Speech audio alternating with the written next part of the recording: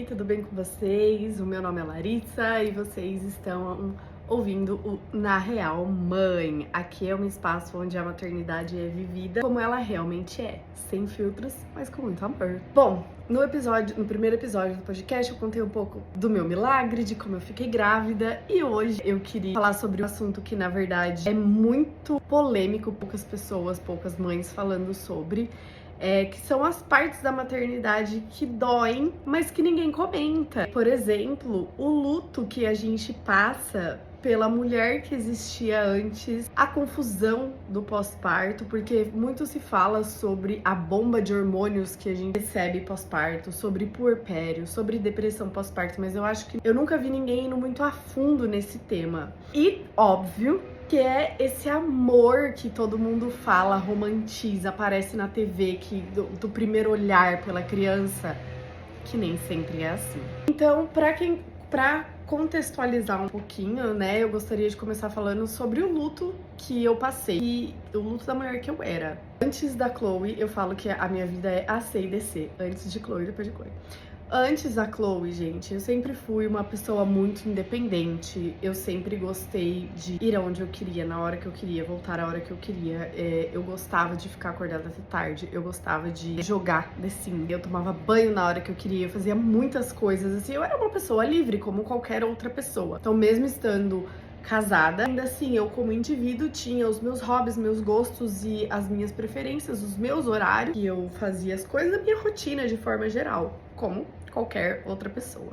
Eu sempre fui uma pessoa muito independente, a minha mãe sempre me criou muito pro mundo, me criou pra não depender de ninguém, então eu tava ali sempre fazendo tudo por mim mesma. Se eu queria alguma coisa eu não esperava, eu corria atrás, enfim. Eu gostava, eu sou uma pessoa que se você passar um dia inteiro comigo, se eu tiver a vontade suficiente com você, você não vai ouvir a minha voz por um dia inteiro. Eu acho conforto no silêncio, eu gosto do silêncio. Eu sou uma pessoa quieta. Então, todas essas coisas eu estava acostumada. Quando a Chloe nasceu, porque é algo que não tem como ninguém te preparar, você só vai saber quando você passar pelo processo. E cada processo de mãe é individual, né? O indivíduo é individual. Eu vou falar por mim e vou compartilhar a minha experiência. Então, quando a Chloe nasceu, pra mim, eu não tava preparada pra aquilo. Porque enquanto eu tava ali gestando ela... Gente, olha, minha gestação eu viveria mais 30 mil vezes. Minha gestação foi perfeita, eu não tenho nada do que reclamar da minha gestação. Meu parto foi perfeito, também pariria mais 30 vezes, sem problema nenhum.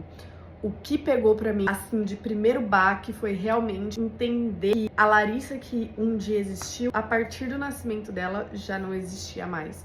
E isso foi um processo de luto muito profundo pra mim, que também foi um dos desencadeadores da minha depressão pós-parto, porque eu tive que entender que agora não era mais sobre mim. Não era mais, eu não podia colocar eu na frente, o meu egoísmo na frente, porque de uma forma geral falando é isso, né? Nós somos indivíduos egoístas, a gente sempre pensa no nosso bem-estar, né? E quando você vira mãe, isso acaba. Então, toda a minha rotina que eu tinha encaixadinha de horário pra trabalhar, horário pra jantar, horário pra ir na academia, acabou. Era 100% o que aquele ser humano que tinha acabado de sair de dentro de mim precisava. Foi um luto que é inexplicável. E eu acho que uma frase que me impactou muito, que eu levo comigo, é que virar mãe é dar adeus a uma versão sua. E isso também é um luto, porque, querendo ou não, quem você era já não existe mais, já não cabe mais. No pós-parto, eu sei que nós estamos acostumadas com toda aquela versão de novela, que daí a mulher pare e tá linda, recebendo visita e tudo mais. O meu parto, ele foi relativamente rápido. Então, eu internei por volta das 10h40, 11 horas. Quando foi 4h19 da manhã, a Chloe nasceu. Então, assim, foi um processo rápido. Eu dilatei até 8 centímetros sem analgesia. Com 8 eu falei, não aguento mais, me dá uma epidural. Eles me deram e depois de menos de uma hora a Chloe nasceu. Eu fiz 5 forças pra ela nascer, mas enfim, relato de parto, se vocês quiserem esse tópico, eu deixo pra outro episódio. O meu tempo de trabalho de parto foi relativamente rápido. 5 horas de trabalho de parto. Foi relativamente rápido. Eu estava exausta. Quando eu pari, a única coisa que eu pensava era assim, meu Deus, graças a Deus acabou. Graças a Deus acabou. É um alívio que, assim, eu não, nos primeiros 10 segundos, eu não pensei na minha filha, eu não pensei nesse sentimento, eu não pensei, nossa, agora eu me tornei mãe, não. Eu só senti uma sensação de alívio. Acabou. Graças a Deus eu consegui, sabe? Um alívio, um orgulho. E até então era sobre mim. Colocaram ela na minha barriga e ela tava com muito muco, porque a Chloe nasceu de 41 semanas e 3 dias. Ela deu um chorinho e ela parou. Então levaram ela pro lado da minha cama pra fazer uma massagenzinha no peito dela, pra ela expelir o muco e começar a chorar. Até essa parte de quando levaram ela ali, estavam fazendo a massagenzinha, ainda estava nesse êxtase tão grande que quando falaram que iam levar ela de perto de mim, eu nem liguei, gente. Eu tava, tipo assim, eu tava exausta, eu só queria que aquilo acabasse logo. E quando acabou, eu tava, graças a Deus que acabou, que eu consegui. Óbvio, né, que não era nada de grave, então eu não me preocupei, porque toda a equipe que tava em volta de midwife, de enfermeira, me acalmou e falou, não, tá tudo bem, a gente só precisa colocar ela aqui do lado pra tirar muco. Não tinha por que eu me preocupar, então por isso que também eu tava assim, minha mente fez um shutdown e aí nesses primeiros 10, 20 segundos assim, eu só conseguia pensar, tipo, graças a Deus que acabou. E que eu consegui, que eu tô viva e que tá tudo certo, sabe? Foi mais do que esse primeiro amor que falam, quando a criança sai de você e você se apaixona e tá linda e recebendo visita. Mais do que isso, gente, foi puro instinto de sobrevivência. Puro instinto de sobrevivência. Lembrando que tudo isso é muito natural e que essa é só a minha experiência. Você foi uma mãe que pariu e sentiu esse momento todo especial logo depois que o filho nasceu, que conseguiu absorver esse momento de uma forma mais romântica, tá tudo bem também. Eu só tô aqui compartilhando a minha experiência. Porque também é algo que eu sempre via todo mundo romantizando muito e eu achei que ia ser um momento lindo e eu acabei me frustrando um pouco quando eu passei pela experiência no quesito, tipo, viu, isso aqui não é o que todo mundo vende pra mim, não. Eu não assinei esse contrato aqui, não. Mas, enfim, é só pra compartilhar a minha experiência mesmo, na real, sem filtros. E se você teve uma experiência diferente, que bom. Tá tudo bem também, não quer dizer que eu fui ou sou mais ou menos mãe ou mais ou menos feliz no momento do meu parto. Eu amei meu parto. Enfim, foi só um parênteses aqui pra deixar claro que o indivíduo é individual. Cada experiência é única e tá tudo bem.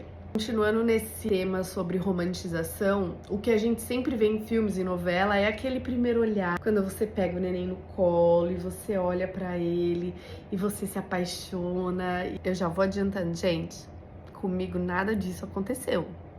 Nada disso aconteceu. Quando eu peguei a Chloe no colo, não foi aquela expectativa que eu tava esperando, sabe? De olhar pra ela e me apaixonar no primeiro momento. Foi pânico. Eu senti uma sensação de pânico, porque a minha ficha, porque ela veio pro meu colo, eu tive a Golden Hour com ela, então eu diria que nas primeiras 2 horas ela ficou quer dizer, ela não saiu de perto da gente em momento nenhum. Todos os procedimentos foram feitos dentro do quarto, mas aí, de novo, experiência de parto é conversa para um outro vídeo. Eles não tiraram ela de perto de mim pra fazer peso, medida, nada do tipo, teste do pezinho, nada. Por pelo menos 2 horas. Então, nas primeiras 2 horas ela fez a Golden Hour comigo, ela mamou, ela pegou no peito super bem, depois ela ficou com o Leonardo. Mas assim, nesse momento, nessa Golden Hour, eu ainda tava entendendo que eu tinha acabado de me tornar mãe. Então, quando eu olhei pra ela, minha primeira sensação foi de medo, foi de insegurança, de falar, meu Deus do céu, agora eu tenho uma pessoa que depende de mim pro resto da vida dela. Porque, gente, eu tenho 31 anos e eu ainda corro pra minha mãe pras coisas. Baseado na minha experiência de vida, eu sei que ela vai depender de mim pra vida inteira. Então, era assim, será que eu vou ser capaz? Será que eu tenho tudo que ela precisa? Era uma pessoa totalmente nova, apesar de eu ter gerado ela 9 meses dentro de mim, eu não conheço essa pessoa que acabou de sair de dentro de mim. Então foi uma sensação de medo, de insegurança e até eu diria um pouco de estranhamento, porque é uma pessoa totalmente nova. Você olha e você fala assim, meu Deus, a gente não se conhece, eu não sei eu não sei o que fazer, como é que eu vou saber quando você tá chorando de fome, de sede, de dor? Pra mim não foi essa conexão de amor à primeira vista. E também tá tudo bem se a sua conexão foi de amor à primeira vista, linda e maravilhosa, experiência incrível. Eu espero que Deus me abençoar com uma segunda gravidez possa ser desse jeito, porque eu sinto que agora, se uma segunda gravidez acontecer, eu estou mais preparada, eu já sei o que esperar, então eu acredito que vai ser um momento totalmente diferente. Mas se você também passou por isso, saiba que você não está sozinha, que é totalmente normal, que é uma pessoa totalmente nova, que você não conhece, você não não conhece o choro, você não conhece as necessidades, então tá tudo bem você não sentir esse amor na primeira vista, logo de cara. Eu posso dizer que o amor que eu sinto pela minha filha hoje é muito maior do que eu senti quando ela nasceu. E amanhã vai ser muito maior do que é hoje. Por que eu digo isso? Porque a conexão minha e da minha filha, ela veio nos detalhes. Ela veio nos olhares, ela veio no cuidado e não no momento mágico. Olhei pela primeira vez pra você e me apaixonei. Não foi assim. Foi algo que está sendo construído dia após dia. Um bebê nos seus primeiros 2 anos de vida, mas principalmente no seu primeiro ano de vida, a mudança é drástica. Leva um tempo até essa personalidade se formar, até você conseguir encaixar a sua rotina com a rotina do bebê, até você conhecer o tipo de choro, reconhecer quando tá com sono, quando tá todo mundo na sua volta falando, não é sono não, olha aí como é que tá ativa essa criança.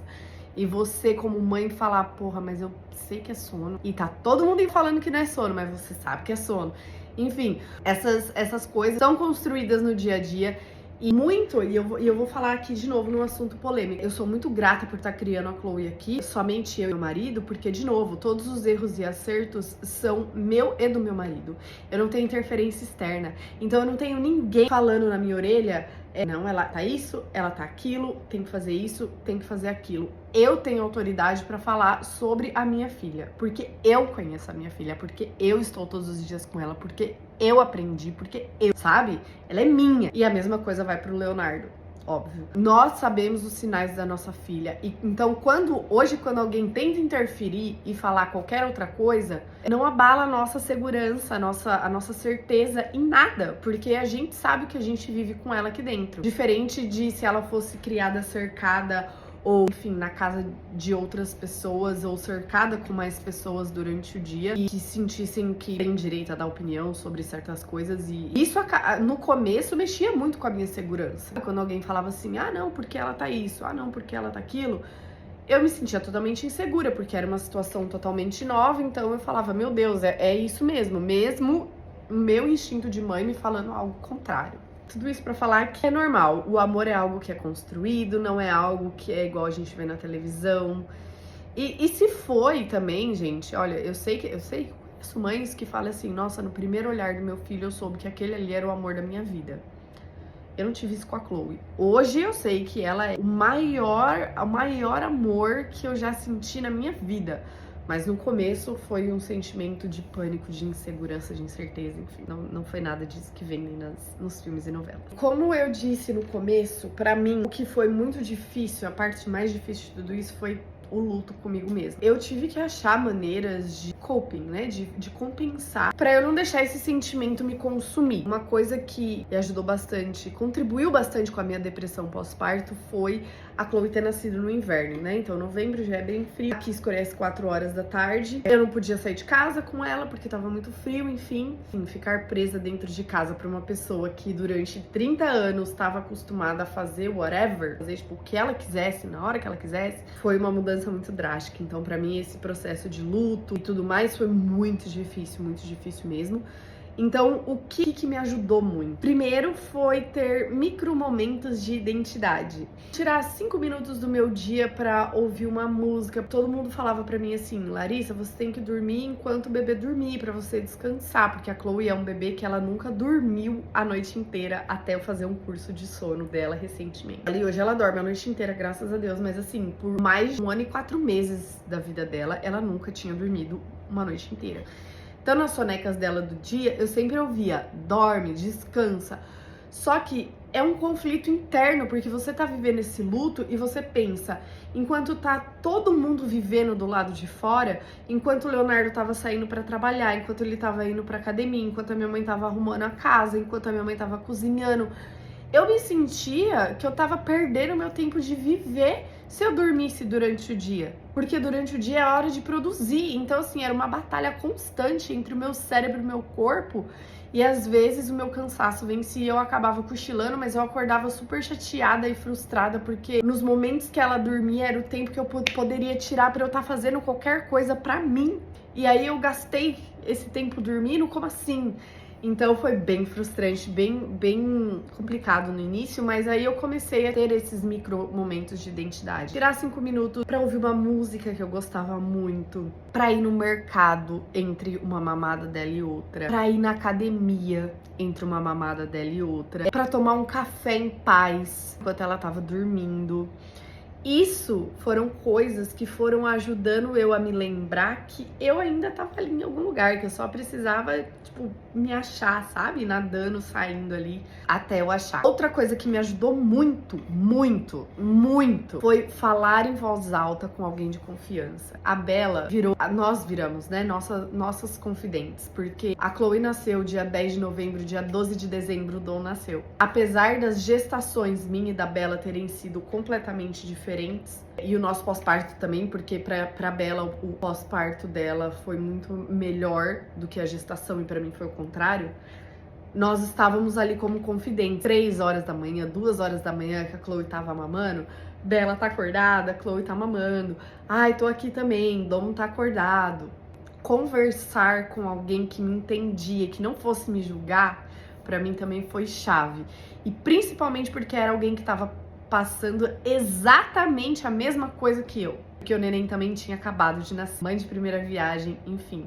Então isso me ajudou demais, demais, demais. Até Bela, te amo, um beijo, muito obrigada, porque você não tem noção da rede de apoio que você foi pra mim, mesmo aí do Brasil e eu aqui no Canadá. E outra coisa também, que esse foi um pouquinho mais tarde que veio, essa caída de ficha veio um pouco mais tarde, mas que foi algo que eu tive que começar a ir trabalhando na minha mente, é pra não tentar voltar a ser quem eu era, porque já não existia mais, já não cabia mais. Então eu comecei a me permitir descobrir quem eu sou agora. E eu ainda estou nesse processo de descobrir como é que eu balanceio, como que eu tiro, como que eu dedico um tempo meu pra minha filha, como que eu dedico um tempo meu pro meu hobby, como eu dedico um tempo meu pra eu cuidar da minha saúde, como eu dedico um tempo meu pra trabalho.